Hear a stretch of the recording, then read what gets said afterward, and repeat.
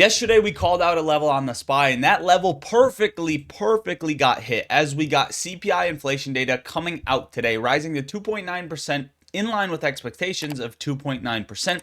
Core CPI 3.1%, also in line with expectations. Now, as some people are calling for a recession, there's a weird dilemma going on where retail is actually selling into the strength instead of institutions, and institutions are actually ending up purchasing back into these markets.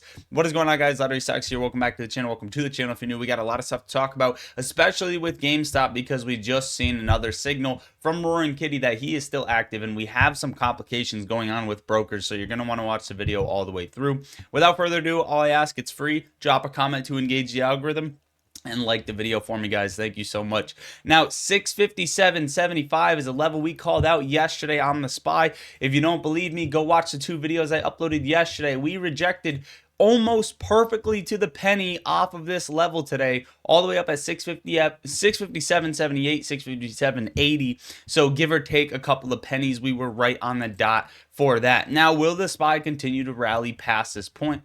Well, we had actually a huge move in a single day on the SPY, even after tons and tons and tons of moves up, fakes down. The SPY remains resilient. It is very unlikely that we will continue to climb to the next level without seeing a correction on the SPY, because that next level in my eyes is all the way up around 665 to 667, right? Somewhere in that region up here. In order for the SPY to make it up there, I do believe we need to see some sort of cool off. I also wanted you to note the day is not over. It is not even close to over, but we need to pay attention to the volume on the SPY. Right now, the volume is pretty low from what I am seeing, and we don't want to see low volume on a push up. That indicates weakness. Now, retail already front ran this weakness, thinking a recession is coming, thinking a crash is coming, in which I partially agree with that we have some cracks in the economy. However, institutions are looking at the bond yields and they're looking at other aspects in the market, and they're saying, listen, this is time to flood back in. We're selling into fear, or we're buying into fear, and then ultimately they will sell into strength, or they will at least attempt to sell into strength. Now, here's what makes me think that the market will continue to climb. It's that retail have been selling into strength. And what does that normally mean? That means big money is going to cause more strength to get retail to buy back in at higher prices before they end up dumping their bags. So ultimately, I think retail needs to pump back into the market before we see any sort of sell-off. Overall, what we're seeing right now is bullish in the very short term for what's to come, for small caps, for crypto, for short squeeze plays. This is exactly what we want to see, this liquidity pump that we are currently seeing. People are also pricing in not only 0.25 BPS, not only 0.5, but now possibly 3.25 BPS cuts this year, bringing us to a total cut of 0.75 BPS. Now, a couple stocks I want you to keep your eye on. Tempest AI up 14% today, almost trading in what is the word for it? Price discovery.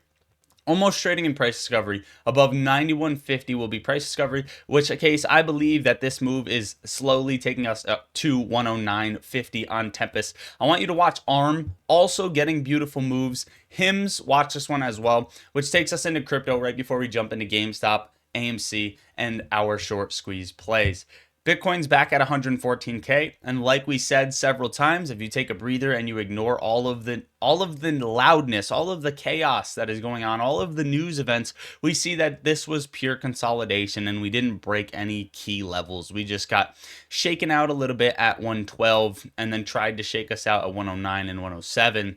But Bitcoin is ultimately building its base back higher. However, I believe dominance is still slipping, and other altcoins decided to take a retracement as well. And I do believe these ones are going to pump harder than Bitcoin one last time. Now, we also had 5,800 to 7K on our chart for Ethereum that was easily going to get hit. In my opinion, 5,800 was a guaranteed level that I believe Ethereum was going to hit, and 7,000 was its high level to 7,300 was its high level that I believe it was going to hit. I also believe that would happen late September to mid-October at the latest. And just to kind of validate the theory, My indicator is also predicting this move on Ethereum's chart, which would bring us all the way up very mid-October, November 15th or so, November 15th, 16th, right? That closing week to 7K. Now, I'm not saying that this exactly will happen, but it gives us some sort of confirmation that we are on the right track of scaling in patterns that we have had drawn out. In which case, ours could happen a little bit sooner and hit that peak of 7K, or maybe only 5,800, depending on what happens with the space. But right now, we are looking at liquidity injections for the market. That is ultimately what we are seeing, which is good for these altcoins. Now, we are seeing major buy orders, buy blocks, large scale orders in GameStop over the past 5 days. We've seen it go all the way up to this huge green block right here, where institutions, good or bad, lottery stocks, are buying GameStop. Well, it seems as if they want these warrants. And this is what gets so scary, is that now people are scrambling for GameStop shares, in which case I do believe you can still get the warrants if you buy the shares right now. And I think that's what institutions are doing. They're loading up to get these warrants so that retail investors are going to get their cash. Now, eToro says this: if our provider proceeds with distributing the warrants, they will be liquidated. Once this occurs, we will credit eligible clients with a cash equivalent based on the average liquidation value. That means GameStop warrants will not be credited directly to eToro accounts as tradable securities, and clients will not be able to hold or exercise their warrants. Instead, eligible clients will receive the cash equivalent value following the liquidation process. So not only do they say that you're getting cash if you hold GameStop and eToro, you're not getting warrants and you're not going to be able to exercise the warrants, but it says will not count as tradable securities, and clients will not be able to hold or exercise their warrants. Why is that? Well, eToro basically says that only if you hold, I don't know where it is, I had it up here, only if you hold real shares, quote unquote, that you can get these warrants. And that basically tells you that there are fake shares being held, right? They don't specify that you need a DRS, they just say real shares when they were talking. Now, we are also having more broker issues. Robinhood somehow went down this morning. At least a lot of people are reporting it. Is margin calling for Robinhood? I don't necessarily know what's going on. The scramble could be due to GameStop, but again, this is all theoretical.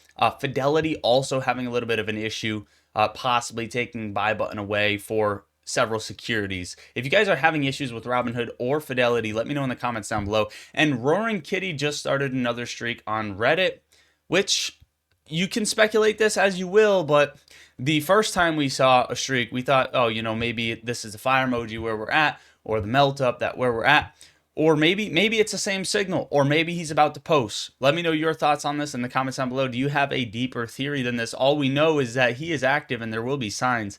As far as GameStop's chart goes, we are actually building a beautiful move right here. We scaled down, we're building a base, prepping for what I think is an explosive move higher up towards 2840 to 2965, and then so on and so on. And if we look at other charts, other moves, GameStop basically trades this exact pattern every single time we rip. This is April of 2024. Look at this flat pattern, little curl up, and then explosive move. That's the same thing, flat pattern, little curl up, explosive move. And then following that, we had this chop trade with a nice sell-off before squeezing higher. Now, these aren't going to look exact, but look at how identical they are. Even back in 2021, the same setup happened. The same setup, this little curl up, explosive move, drop down, chop trade, squeeze. So where are we? Well, drop down, chop trade, probably. If this was the initial explosive move, we would like to see a bigger one, but probably overall, they have, I believe, until October 3rd to let this thing spring off, because dealing with the warrant dilemma is just not going to be a fun story. Overall, I believe we are in a very beautiful spot, and I think things are looking good. We are in need of more volume. I'll say that. We are in need of more volume, and we are in need of less routing to dark pools. I believe 70% of GameStop's float and AMC's float is orders are being routed to dark pools. Okay, so that's something to note as well. AMC's chart tried to curl up, building a little base here. And right now it doesn't look like that it wants to show weakness. Right now it looks like it wants to build for an explosive move. And we have been watching this pattern back here. Ultimately, AMC GameStop will likely move together, and that is what I see happening. It is just a matter of time. Yes, you can get impatient and blame YouTubers, but it's really not anybody's fault except this is just a waiting game. It's a patience game, and that's what these markets call for. At least your job isn't hard and it's to buy and hold, and you don't need to pay to borrow or deal with delivering real shares or anything along the lines of that. You get to just chill. Opendoor. Opendoor ran basically to $10, which is insane. People at $2 were saying this thing is over or asking, does it have more room to run? And I've said time and time again, I'm not playing it. It's scary, but it likely has more room to run. Will it stop at 1025, which is a level I have drawn out? I don't know. I honestly don't know. There's a lot right now going on that tells us it's time to jump into these real estate stocks, but the company's still losing cash. At this point, it's a hype train. It is momentum, and momentum is slowly beginning to fade. You can see that in the volume chart. During this entire move, Opendoor has ultimately lost volume. What we need to see is a huge volume spike. Otherwise, this is going to come crashing down after 10 bucks, likely back to 525 and possibly back to 340, in which case maybe it will have another leg up back up to 7. But right now, I would be very careful trying to jump in at 10 bucks on Opendoor. That is just a brief analysis right there. Overall, guys, make sure to watch the video I uploaded yesterday, the 2 videos I uploaded yesterday, and the 2 videos I uploaded on GameStop earnings day. Also, there's 2 links in the top of the description of the video right now, and they are pinned in the top of comments. You will see them. One is for pattern detection indicator that anybody can add to their TradingView chart to use this tool. The second one is the Discord server. That is the link in the description, where we talk stocks and crypto all day long, and we have tons of alerts in there.